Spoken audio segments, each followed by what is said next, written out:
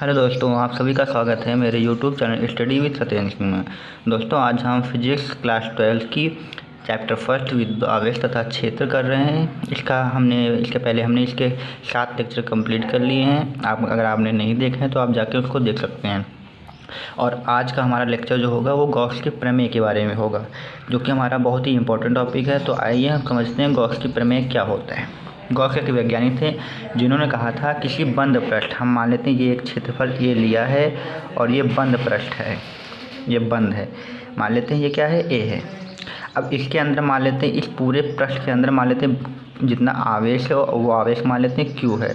तो उन्होंने कहा था कि किसी बंद पृष्ठ के अंदर जो वैद्युत फ्लक्स होगा वो मान लेते हैं फाई है, वो उस पृष्ठ के अंदर जितना भी आवेश होगा उसका 1/ε0 गुना का मतलब गुणा होता है। उन्होंने कहा था किसी बंद पृष्ठ के अंदर से गुजरने वाला जितना भी वैद्युत फ्लक्स होगा उस पृष्ठ के अंदर उपस्थित आवेश Q का गुना होगा, यानी 1/ε0 गुना होगा। उन्होंने ये कहा था। तो ये थी हमारी गॉस की प्रमेय।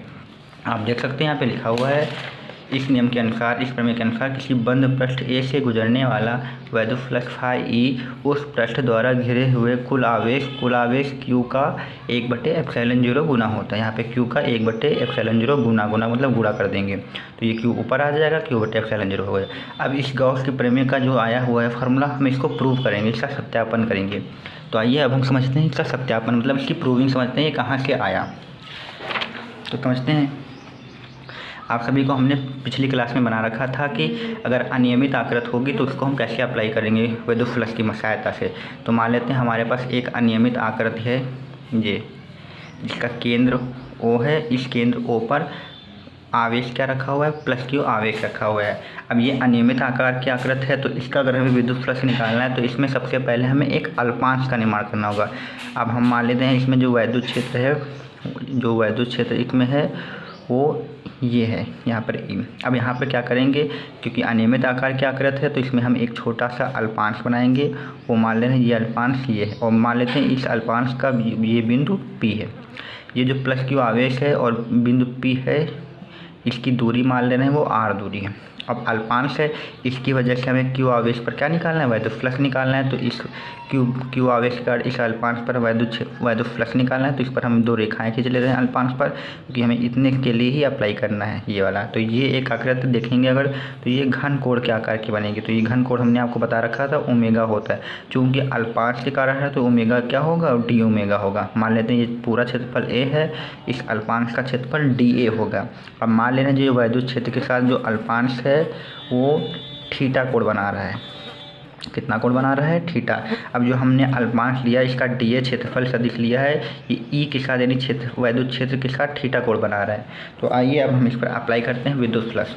तो सबसे पहले देखते हैं, यहाँ पे एक चीज़ निकाल लेते हैं, +Q आवेश के कारण r दूरी पर एक बिंदु P है, इस पर वैद्युत क्षेत्र निकाल लेते हैं। हमने कहा था कि कोई आवेश हो और कोई दूरी हो, उसके लिए वैद्युत क्षेत्र जो होता है ये होता है, E बराबर 1/4πε0। और जो आवेश होगा और जो आवेश की दूरी होगी जहाँ पर हमें वैद्युत क्षेत्र निकालना है बिंदु P पर, तो यहाँ पर दूरी हो जाएगी r²। तो ये होता है वैद्युत क्षेत्र का फार्मूला, जो कि हमने पिछली क्लास में बता रखा है। क्या रखना, +Q आवेश से r दूरी पर उपस्थित बिंदु P पर वैद्युत क्षेत्र का फार्मूला ये होता है। ये हमारा वैद्युत क्षेत्र आ गया। अब हम क्या करते हैं, इस अल्पांश के लिए वैद्युत फ्लक्स निकालते हैं। तो अल्पांश के लिए जो वैद्युत फ्लक्स आएगा वो भी अल्पांश ही आएगा, वो आएगा d phi e आएगा। और फार्मूला क्या होता था, E.A। तो यहाँ पे A तो रहेगा नहीं, क्योंकि अल्पांश के लिए निकालने तो क्या हो जाएगा, यहाँ पे DA हो जाएगा। और साथ में E और DA के मध्य कोण थीटा है, तो यहाँ पे क्या आ जाएगा, cos थीटा आ जाएगा। ये इक्वेशन हमारी 1 है। अब चाहें तो यहाँ पर इक्वेशन 1 में हम E का वैल्यू रख सकते हैं, E की वैल्यू ये वाली रख सकते हैं यहाँ पे। तो ये वैल्यू भी हम रख देंगे यहाँ पे, E की जगह पे रख देंगे 1/4πε0 Q/r²। यहाँ पे हो जाएगा DA cos थीटा हो जाएगा। आगे देखते हैं, अब Q उधर लिख लेते हैं, तो यहाँ पे हो जाएगा Q/4πε0 r² को इधर लिख लेते हैं, DA cos थीटा। आप सभी को याद होगा हमने पिछली क्लास में घन कोण के बारे में बताया था। हमने कहा था घन कोण ओमेगा बराबर होता है क्षेत्रफल A तथा उसके बीच में कोण थीटा बटे r², मतलब त्रिज्या का स्क्वायर। तो यहाँ भी कुछ दिख रहे थे वैसे ही, यहाँ पे क्षेत्रफल A था तो यहाँ पे क्षेत्रफल का अल्पांश है। यहाँ पे थीटा कोण था तो यहाँ भी थीटा कोण है, लेकिन यहाँ पे कॉस है, लेकिन कोण तो है ही है। त्रिज्या r थी, यहाँ पे त्रिज्या r भी, तो कुछ उसी प्रकार की यहाँ पे चीज़ है। ये बस यहाँ पे कुल क्षेत्रफल a के लिए था, यहाँ पे अल्पांश क्षेत्रफल के लिए था। तो जो हमारा घन कोण भी आएगा इसका वो अल्पांश आएगा, तो यानी इस सारी चीज़ की जो वैल्यू होगी वो ओमेगा होगी, लेकिन वो ओमेगा कौन सा होगा, डी ओमेगा होगा, क्योंकि यहाँ पे क्षेत्रफल अल्पांश है तो जो घन कोण भी होगा वो भी अल्पांश होगा। तो यहाँ पे हम डी ए कॉस थीटा बटे आर स्क्वायर की वैल्यू इस फॉर्मूले के हिसाब से हम डी ओमेगा रख सकते हैं। तो यहाँ पे हम डी फाई ई बराबर क्यू बटे 4 पाई एप्सिलॉन 0 और इस पूरी की वैल्यू क्या रख देंगे हम यहाँ पे, डी ओमेगा रख देंगे। अब ये हमारा वैद्युत फ्लक्स आ चुका है अल्पांश वाला। जब एक बार अल्पांश वाला वैद्युत फ्लक्स आ जाता है तो हमने कहा था अगर कुल वैद्युत फ्लक्स निकालना है फाई ई तो छोटे वाले का हम समाकलन कर देते हैं। तो आइए हम छोटे वाले का क्या कर देते हैं, समाकलन। ठीक है, तो अब हमारे पास अल्पांश आया था, फिर हम अल्पांश से क्या करेंगे, बड़ा निकालने के लिए, कुल वैद्युत फ्लक्स निकालने के लिए छोटे वाले का समाकलन कर देते हैं। तो यहाँ पे हम डी फाई ई का समाकलन कर रहे हैं, यानी डी फाई वैल्यू की अब वैल्यू रखते हैं। डी फाई की वैल्यू क्या है, क्यू बटे 4 पाई एप्सिलॉन 0 डी ओमेगा।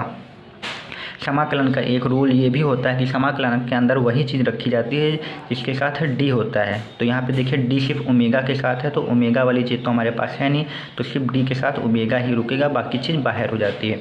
तो ये सारी चीज़ बाहर हो जाएगी, क्यू बटे 4 पाई एप्सिलॉन 0 बाहर हो जाएगा, समाकलन डी ओमेगा अंदर रहेगा। अब समाकलन का फॉर्मूला भी होता है, आप सभी को याद रखना है। समाकलन अगर लगा हो डी ओमेगा हो तो उसकी जो वैल्यू होती है वो 4 पाई होती है, आप सभी को याद रखना है। समाकलन डी ओमेगा की जो वैल्यू होती है वो क्या होती है, 4 पाई। मैथमेटिक्स में आपको याद रखना है, ये फार्मूला होता है डी ओमेगा बराबर 4 पाई। तो यहाँ पे हम समाकलन की वैल्यू क्या रख देंगे, क्यू बटे 4 पाई एप्सिलॉन 0 और इस समाकलन डी ओमेगा की वैल्यू जो आ जाएगी वो 4 पाई निकल के आ जाएगी। तो ये 4 पाई कट जाएगा, तो यहाँ पे फाई ई बराबर जो हमारा आ जाएगा वो क्यू बटे एप्सिलॉन 0 आ जाएगा। यही हमारी गॉस की प्रमेय है। ठीक है, आइए एक बार इसको फिर से देख लेते हैं, समझ लेते हैं। सबसे पहले हमने क्या कहा था कि अनियमित आकृति होगी, तो मान लेते हैं इसके केंद्र पर प्लस क्यू आवेश रखा है, तो अनियमित आकृति होने के लिए हम इसमें छोटा सा अल्पांश लेंगे जिसे वैद्युत क्षेत्र ई के साथ डी ए बना लेंगे, क्योंकि अल्पांश का जो क्षेत्र सदिश होगा वो डी ए होगा और वैद्युत क्षेत्र ई के साथ थीटा कोण पर होगा। और मान लेते हैं जो अल्पांश था वो आर त्रिज्या पर था। फिर हमने कहा था प्लस क्यू आवेश को आर त्रिज्या की दूरी पर अगर वैद्युत क्षेत्र निकालना है तो इसका फॉर्मूला ये होता है। फिर हमने इस अल्पांश के लिए वैद्युत फ्लक्स निकाला है डी फाई ई बराबर, तो ई डी ए और थीटा कोण था तो कॉस थीटा कर दिया। फिर हमने ई की वैल्यू ऊपर से रखी थी 1/4 पाई एप्सिलॉन 0 क्यू बटे R square D A cos theta. फिर हमने आपको बताया था घन कोण क्या होता है, क्षेत्रफल ए गुणे कोण बटे आर स्क्वायर। तो यहाँ पे हमने क्षेत्रफल ए की जगह पर डी ए था, कोण की जगह पर कॉस थीटा था, आर स्क्वायर तो आर स्क्वायर था।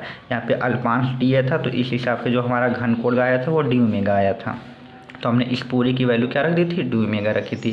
फिर हमारा अल्पांश वैद्युत फ्लक्स आ चुका था, अब इसकी सहायता से हम कुल वैद्युत फ्लक्स निकालेंगे। कुल वैद्युत फ्लक्स निकालने के लिए इस छोटे वाले वैद्युत फ्लक्स का समाकलन कर देते हैं, तो इसका हम समाकलन कर देंगे। अब डी फाई ई की वैल्यू क्या रखी थी हमने, क्या थी, Q/4 पाई एप्सिलॉन 0 डी ओमेगा, ये रखेंगे। और समाकलन का रूल होता है कि समाकलन उसी का होता है जिसके साथ डी होता है, तो डी के साथ ओमेगा है तो ओमेगा का समाकलन होगा, बाकी सब चीज़ें बाहर हो जाएंगी। तो समाकलन के अंदर डी ओमेगा बचेगा, और हमने बताया था समाकलन डी ओमेगा का फार्मूला 4 पाई होता है। 4 पाई कट जाएगा, बचेगा Q/4 पाई एप्सिलॉन 0। तो ये थी हमारी गॉस की प्रमेय। अब चाहें तो यहाँ पे नोट्स के माध्यम से आप स्क्रीनशॉट ले सकते हैं।